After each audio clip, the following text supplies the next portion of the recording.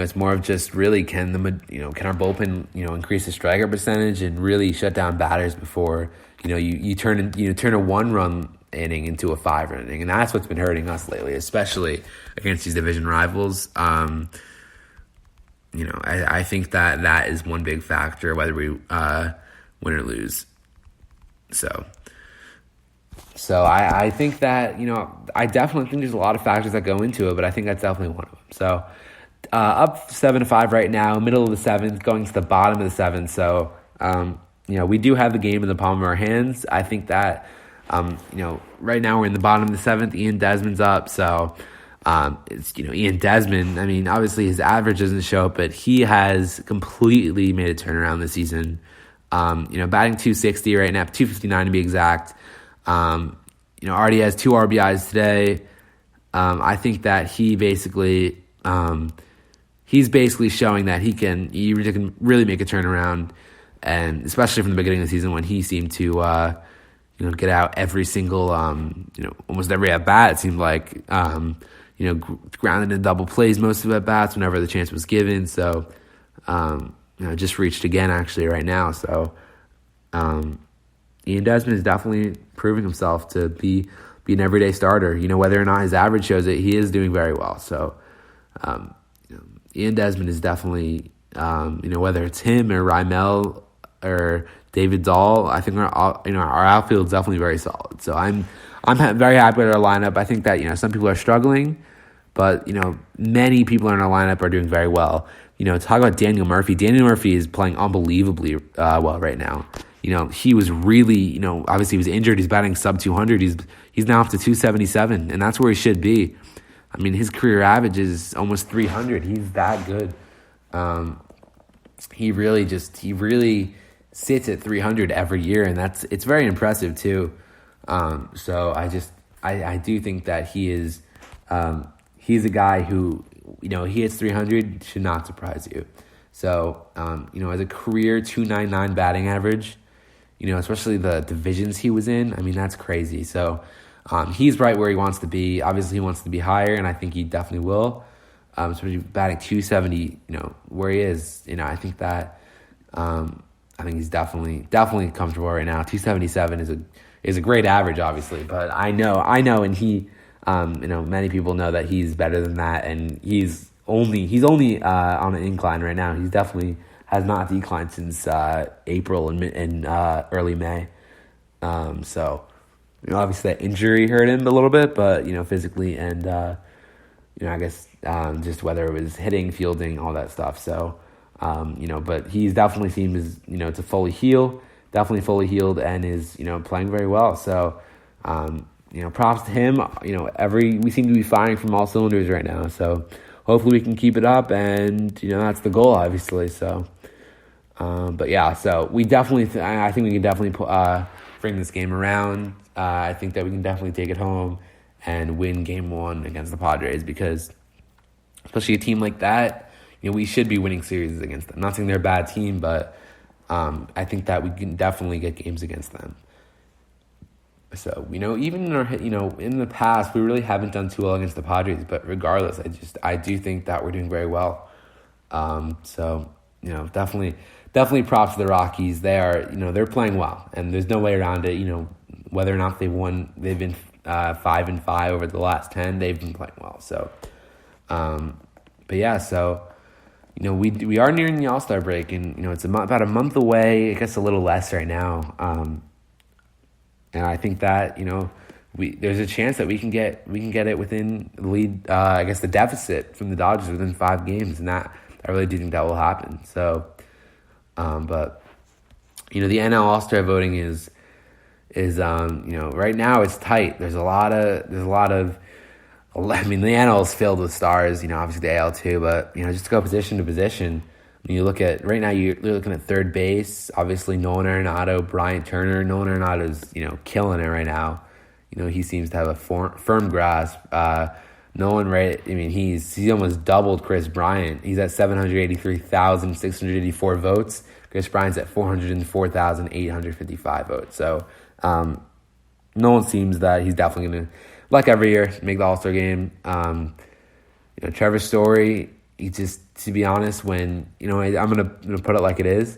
Trevor Story, I don't think should get the top vote, but when it comes down to it, Javi Baez, Dansby Swanson, Corey Seager, I mean, these guys are on bigger teams, teams that have way more publicity.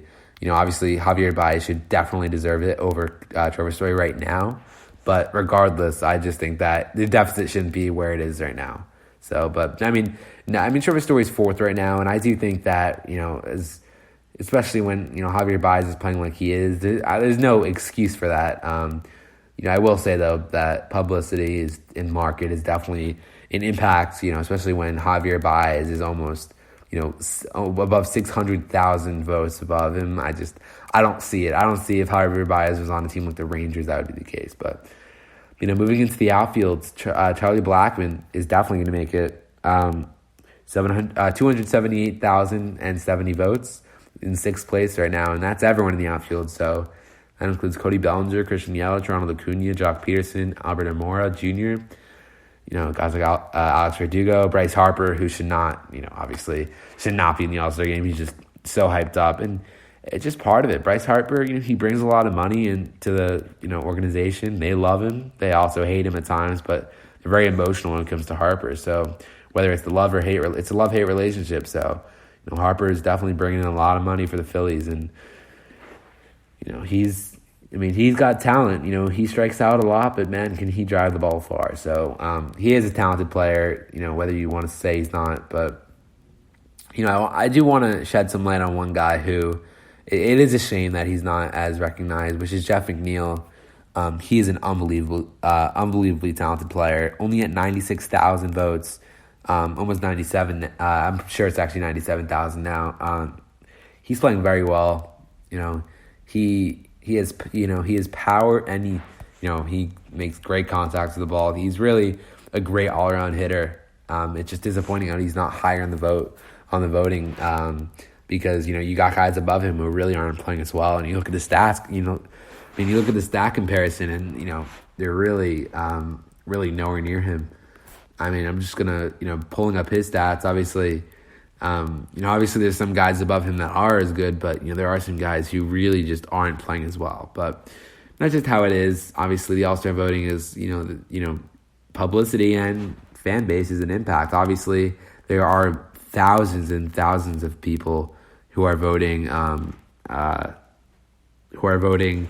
in players just from their team because they like the team, not even because they're good or not. So it's just how it is. But I just want to say right now, you look at somebody above him right now. Brewers, Lorenzo Cain is above him. He's at almost 25,000 votes ahead. Lorenzo Cain for the Brewers is one spot ahead of him, and Lorenzo Cain's batting .247. So it's like it's just when it comes down to that, sometimes fan base is definitely a big part of it. Jeff McNeil batting .333, 6 home runs, 39 RBIs, almost 40 RBIs, 140 hits, 59 runs scored. He's having a good year, so it's a shame. But it's the All-Star vote, and there's a lot of factors that go into it, which some aren't even abilities. So, but there's definitely a lot of talent this year. Especially going into second base as well. Obviously, the Rockies don't have any notable guys. Ryan McMahon, Garrett Hampson, Brendan Rodgers all seem to be struggling. So, but you guys like Ozzie Albies and Mike Moustakas, he's having a great year, and I'm happy he is because he's one of those guys that just got re-signed and he's playing well. So that that's obviously good. Robinson Cano is injured, is 7. Descalso was with the Rockies a couple years ago. He was always a good hitter, always made a good contact, had a large barrel. And obviously at first base, Josh Bell, who's having an unbelievable year. He's killing baseball. So first base, you always have a lot of talent at first base in the NL, definitely more than the AL in my opinion. So, Josh Bell, Anthony Rizzo, Freddie Freeman, Max Muncy, Pete Alonso, Paul Goldschmidt, Rhys Hoskins, Eric Hosmer, Jesus Aguilar, and Joey Votto, 10 huge names. So first base is definitely a spot where, it's really no question. But But yeah, so I do think that the All-Star, like every year, it's a lot of factors that go into it, but, definitely, I definitely do think that every year there's a lot of Rockies on it as well. So a lot of Rockies are expected to play in the All-Star game, just like every year. Charlie Blackmon, Trevor Story. So, but yeah. So I really do think that the All-Star game's gonna be interesting this year, like every year. Whether it's your favorite stars like Wilson Contreras, Josh Bell, Cody Bellinger, Christian Yelich, Ronald Acuna, Charlie Blackmon, Nolan Arenado, Javi Baez, Corey Seager, or Mike Moustakas. So a bunch of a lot of talented guys this year, and it's it is great to see because there's a lot of players that are just very talented in the NL, and the AL is talented too. Just a lot of great players. So I'm glad, and I really do think that. But I do think that's going to be an interesting All-Star game like every year. So, but I do actually have a lot of, I'm always eager to figure out who's going to be in the home run derby, especially with a lot of, power in the NL as well. Usually more power in the AL, with the DH, but, a lot of power guys. So I'm excited. I'm very excited. But, as we look at it right now, I guess, to even go back to the Rocky score, bottom of the seventh, Raimel Tapia just walked. So, man of first and second, 2 outs, up 2 runs. Right now you're looking at it, the Padres and the Rockies. Rockies have 11 hits, Padres have 10. Both have an error. So, both are, obviously both slugging well. I guess, pitching wise, obviously not the best. John Gray, innings pitched, only six innings pitched, 9 hits, 4 runs, 10 strikeouts though. I mean, that's a lot of our pitchers. That's really how it works. You mean you let up a lot of runs, but at the same time you're striking out batters. So, but sometimes a little bit too late. So, John Gray sitting at a 4.39 ERA. Not the best, but I will say though he is looking better than last season. I guess the majority of last season. So that is great, and I am very happy that he is hitting the pitching that well because from 2017 his All-Star year he was not he seemed flawless, and it's weird because Coffeyland's the same way, had a great year, unbelievable year, was considered our ace, and now he seems like a completely different pitcher. So, but I guess if you want to to take a look around our division right now in today's standings. Or today's matchups, the Dodgers are facing the Cubs right now, up 4-3, top of the 5th. So definitely a close ball game there. Anyone for the taking. The Diamondbacks just won today, 5-0 against the Nationals, moved to 37-33. The Diamondbacks are playing very well. I guess nobody really expected the Diamondbacks to be bad this year because they really weren't expected to be bad last year either. It's just one of those teams that has a lot of talent, but they don't really have too many big names. They don't really have too many big market guys who bring in a lot of attention. So especially with Goldie gone. So I do think that the Diamondbacks are definitely a very underrated team. So are the Rockies too, though. So especially with excuses like Coors Field and all those factors that go into it, people claiming that it's a stadium, or not the stadium, the area and the state can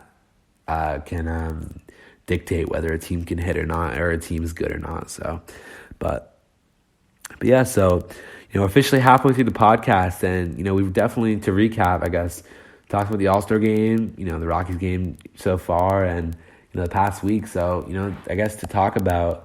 If we're talking about, definitely a lot more to talk about, but just one thing I also wanted to touch up on was, especially, the catcher situation. I know I touched on it last week, but, Tony Walters, Tony Walters has completely made a turnaround.